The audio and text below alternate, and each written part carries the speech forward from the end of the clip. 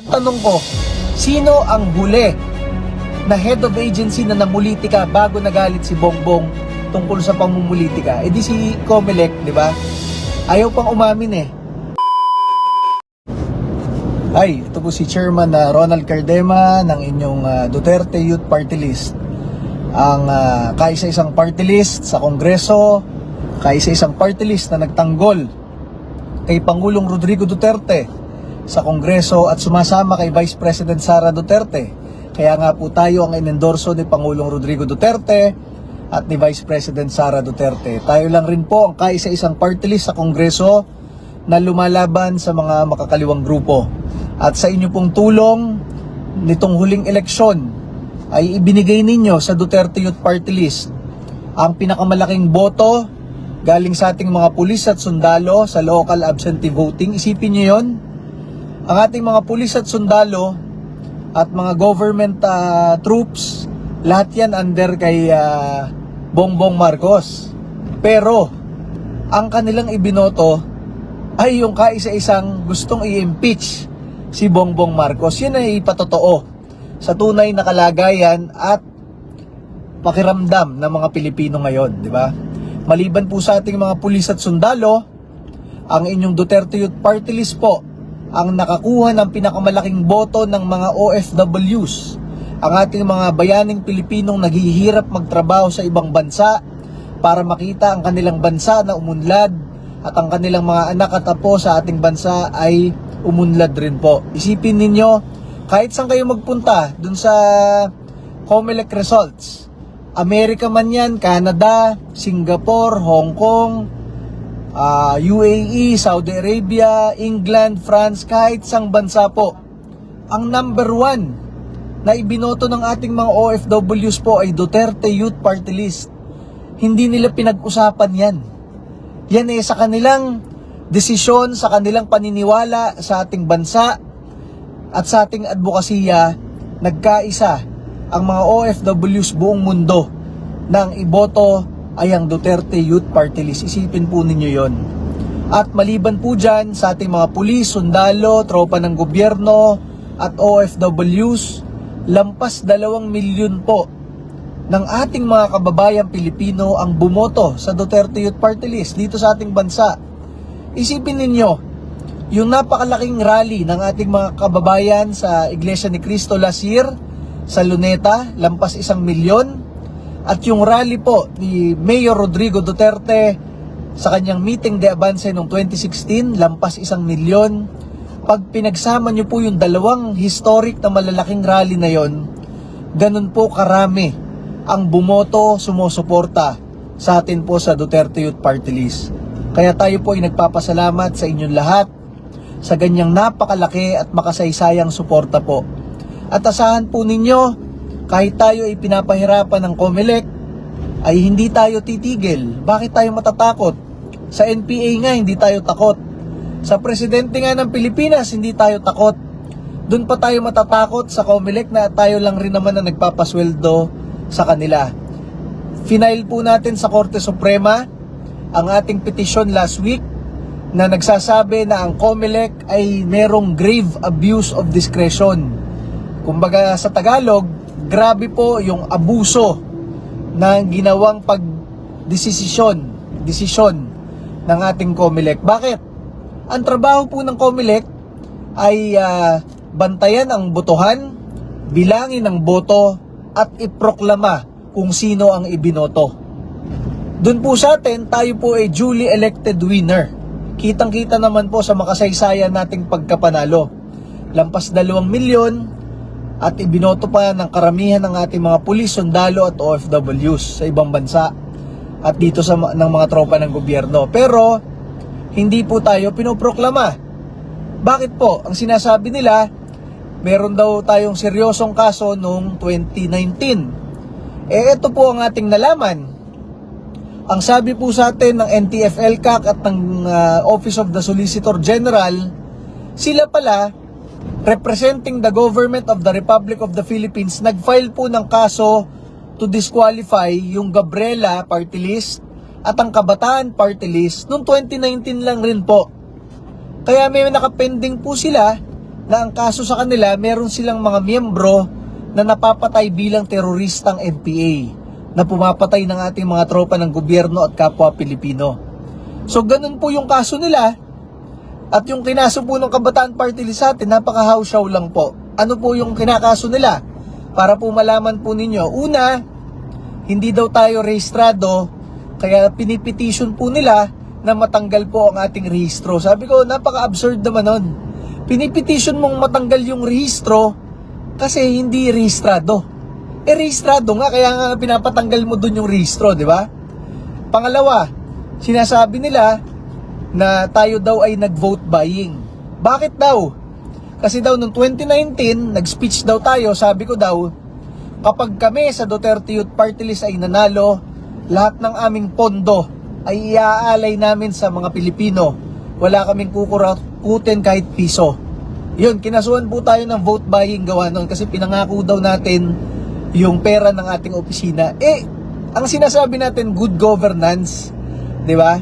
Sa dami-dami ng kakilala ninyo na gobernador, mayor, congressman, kapitan, konsehal, at mga kalaban nila na tunay na naglalabas ng pera para bumili ng boto sa inyong mga lugar, ang kaisa-isa lang po nakasuhan ng vote buying sa central office ng COMELEC ay tayo. Dahil nangako po tayo na ang lahat ng ating magiging pondo ay iaalay natin paglilingkod sa sambayan ng Pilipino. Gano'n ho ka-twisted etong mga makakaliwang grupo sa kanilang pagkaso. Pangatlong kaso, tayo daw po ay nag-speech noong 2019, sabi natin, pag kami sa Duterte Youth Party List ay nanalo, dedebatihin namin kayo hanggang maubos kayo sa Kongreso. Siyempre ang ibig ko sabihin, dahil mahilig tayo makipagdebate, yung parang debate namin ni Jim Paredes sa EDSA Shrine, di ba? Parang debate namin ni Raul Manuel o ni Kaloy Zarate ng Bayan Muna, na debate kami ng debate hanggang maubos sila sa Kongreso, hanggang natalo na sila. Yun ang ibig sabihin natin. Ang kinaso po ng Kabataan Party List, kinuha yung hanggang maubos kayo, nilagyan ng dash, Chairman Ronald Cardema is promoting violence in the Philippines tantamount to mass murder in our country. Uubusin ko daw sila, papatayin ko daw sila lahat sa lansangan. Sabi ko, kung hindi ka ba naman talaga bobo, di ba? O kahit hindi tayo abogado, marami sa ating nakikinig, hindi abogado, alam nyo na yan yung mga tinatawag na hawsyaw na kaso. Pero, yung nakapending sa kanila, yung kinaso sa kanila ng Government of the Republic of the Philippines at nakapirma doon ang NTF-ELCAC at ang Office of the Solicitor General, lahat ng 20 na state solicitor, matataas na abogado ng Pilipinas, yun ang nakapirma doon, kinakasuhan sila ng terorismo dahil ang kanilang mga miyembro ay napapatay bilang teroristang NPA. Sa pananaw po ng COMELEC, mas seryoso yung hawsyaw na kaso sa atin kaysa yung kaso ng gobyerno ng Pilipinas sa kanila. 'Di ba? Isipin niyo 'yon. Gaano ka biased, gaano yung abuso sa diskresyon ng COMELEC. Halatang namumulitika lang po, 'di ba? Kaya nga sinasabi natin, nung nanawagan si Pangulong Bongbong Marcos na mag-resign lahat ng head of agency na namumulitika lang, sino ang huling head of agency na namulitika bago nagalit si Bongbong? Di si Chairman George Garcia ng COMELEC. Bakit? Tapos na ang politika, tapos na ang eleksyon, pati yung resulta ng eleksyon, pinupolitika pa rin niya.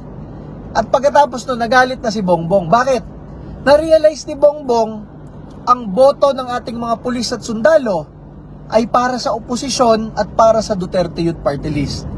Ang boto ng ating mga OFWs, kahit anong bansa pa yan, para sa oposisyon, kina Senador Bongo, Bato, Marcoleta, and others, at para sa Duterte Youth Party List. At yung boto, 2 milyon, tayo ang binoto, Duterte Youth Party List. Natalo ang kandidato ni Bongbong sa Zamboanga City, sa Davao City, sa Cebu, at sa Maynila. At sa marami pang lugar, ibig sabihin maraming Pilipino ang galit sa administrasyong ito. Kaya natauhan ng konti si Bongbong, sabi niya, mag-resign lahat ng secretary level, lahat ng head of agency, dahil ang mga Pilipino ay galit na sa pamumulitika. Galit na sa business as usual, yung pangangurakot at pamumulitika. at dapat maaksyonan lahat ng problema ng bansa. Kaya pinagre-resign niya. Ang tanong ko, sino ang huli na head of agency na namulitika bago nagalit si Bongbong tungkol sa pamumulitika? E di si Comelec, di ba? Ayaw pang umamin eh. Ang sinasabi ng Comelec, hindi po kami kasali dyan sa pinagre-resign kasi po independent po kami. Kahit na ang pagkakaiba nyo lang naman, kayo i-impeach pag may nagreklamo sa inyo. Yung iba kakasuhan sa ombudsman pag nirereklamo sila. Ang panawagan naman ng Pangulo, hindi naman para kasuhan kayo eh. Ang panawagan, magkaroon kayo ng delikadesa bilang mga head of agency na mag-resign. Bakit ayaw mo man lang i-attempt i-resign? Natatakot kayo sa Comelec na pag nag-file kayo ng resignation, tatanggapin ng presidente yon. Bakit tatanggapin? Kayo naman talaga ang huling namulitika bago siya nagalit, di ba? Tapos na ang pamumulitika, tapos na ang political campaign, tapos na ang eleksyon, kayo, pati resulta pinupolitika nyo pa. Kaya yung mga galit kay Bongbong bago ang eleksyon at nung araw ng eleksyon, lalo pang nagagalit kay Bongbong at sa administrasyong Marcos ngayon dahil sa ginagawa nyo sa Comelec na pamumulitika. Sino yung mga sinuspend ang proklamasyon kahit panalo? Si Atty. Harold Respicio, yung nagpapakita na baka merong dayaan sa Comelec pag sinaksak yung mga voting machine sa internet.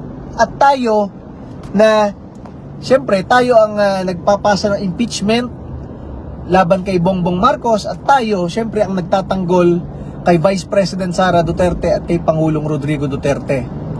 Pero sa resulta po ng eleksyon, dyan pinapatunayan sa resultang iyan na maraming Pilipino ang naniniwala sa ating ginagawa at sa ating advokasya dahil nakakuha tayo ng napakalaking boto. Pinakamalaki sa mga pulis at sundalo, pinakamalaki sa mga OFWs at 2 milyon dito po mismo sa ating bansa.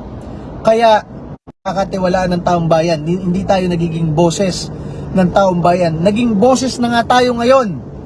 Nanlampas 2 milyong Pilipino. Ngayon pa ba tayo matatakot?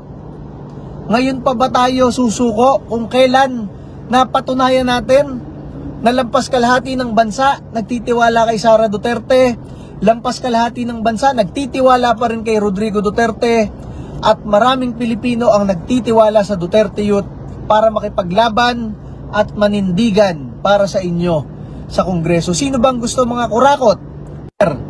Mandarambong, teroristang NPA, rapist at kidnapper. Wala, di ba? Bakit tayo lang ang nagbabalik ng death penalty para sa lahat ng ayaw na yon ng mga Pilipino? Yan ang ating sinasabi. At yan ang ating gustong gawin sa Kongreso. Manindigan para sa kung anong dapat gawin sa paglaban sa mga kriminal, durugista, terorista at kurakot sa ating gobyerno. Kaya sana po ay tulungan po ninyo tayo dahil sa inyo lang po kami kumukuha ng lakas ng loob. Tayo po sa Duterte Youth Party List, ang isang makasaysayang ginawa natin, wala tayong billboard, wala tayong TV ad, wala tayong radio ad. Pero dahil po sa inyo, tayo po ay nanalo at nanalo ng napakalaki. Kaya dapat po ganito ang klase ng politika sa ating bansa. Hindi ka gagastos ng milyon-milyon o daang-daang milyon para lang manalo. Dahil kapag yun ang ginawa mo, yun ang sistema na ginawa mo, talagang magnenegosyo lang ng magnenegosyo ang mga politiko para mabawi ang kanilang ginastos at meron pa silang panggastos na mas malaki pa sa susunod pang eleksyon. Kayo po ang nagpatunay na hindi kailangan yan. At ang nagpatunay po, ang katunayan po ay ang inyong Duterte Youth Party List. Kung sino pa ang lumalaban sa mga kriminal, terorista at mga mandarambong, tayo pa ang pinapahirapan.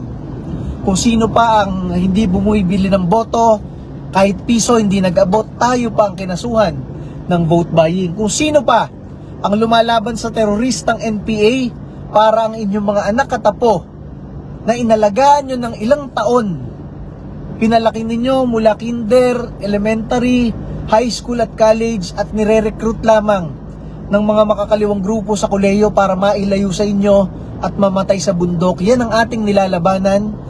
Tayo pa ang nakasuhan ng promoting violence sa bansa.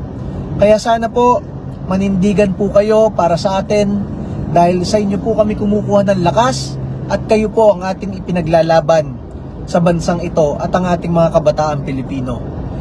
Kanina po, nagrally ang Kabataan Party List sa Tang Gabriela sa Comelec. Ang sabi po nila, 100 youth groups po ang nagrereklamo sa Duterte Youth Party List at sana po matanggal na po ang Duterte Youth Party List. Sabi ng 100 grupo daw ha. Wala nga silang 100 tapos 100 grupo yung pinagmamalaki nila. 'Di ba? Bakit tayo isang grupo lang? Ang boto 2,300,000. Sila sinasabi nila daan-daan ng grupo nila ng kabataan. Pero ang boto nila 300,000 lang. 300,000 lang. O, 'di ba? Kaya alam niyo hindi totoo 'yan eh. 'Di ba? Ano pang sinasabi ng Kabataan Party List? Deserve daw natin 'yon. Mas deserve natin umupo sa Kongreso dahil tayo ang nagsasabi ng katotohanan sa Kongreso, anong ginagawa ng mga makakaliwang grupo, pambobola sa ating mga anak at apo, at tayo ang nagsasalita para ipagtanggol ang mga tropa ng gobyerno, pulis at sundalo sa kanilang sakripisyo para sa demokrasya ng bansa. At masabi ko sa inyo, sa ginagawa ng Comelec ngayon, niyuyurakan nila ang demokrasya dahil ang ating bansa, kahit napakaraming abuso, naniniwala ka na lang na may demokratikong bansa tayo dahil every 3 years pupunta ka sa balota, boboto ka at makikita mo yung binoto mo, iuupo ng gobyerno. So yun na lang ang pruweba na meron tayong demokrasya. Bakit tayo na ibinoto ng napakarami, milyon-milyong Pilipino, ayaw tayong paupuin? Ibig sabihin pinipigilan nila at niyuyurakan nila yung simbolo ng demokrasya dito sa ating bansa. At syempre dapat nating labanan yan. Dahil pag walang nagsalita, lalong lalaki ang abuso ng mga nasa gobyerno. So muli po, kami po ay nagpapasalamat sa inyong lahat dahil kung wala po kayo, tayo po ay magpapatuloy na ating laban para sa ating bayan. At syempre, tayo ay patuloy na mananawagan at ipagtatanggol si Pangulong Rodrigo Duterte hanggang siya ay maiuwi dito sa Pilipinas at hanggang maging presidente ang ating pinakamamahal na Sara Duterte. Muli po, ang inyo pong Chairman Ronald Cardema ng Duterte Youth Party List. Ang kaisa-isa na lang pong naninindigan sa Kongreso para po sa inyo, sa ating mga tropa ng gobyerno, sa inyong paglaban sa mga masasamang grupo, mga terorista, kriminal, durugista at mga kurakot sa gobyerno, at para po sa susunod na henerasyon ng mga Pilipino. Tayo po ang inyong kinatawan sa Kongreso, Duterte Youth Party List. Maraming salamat po.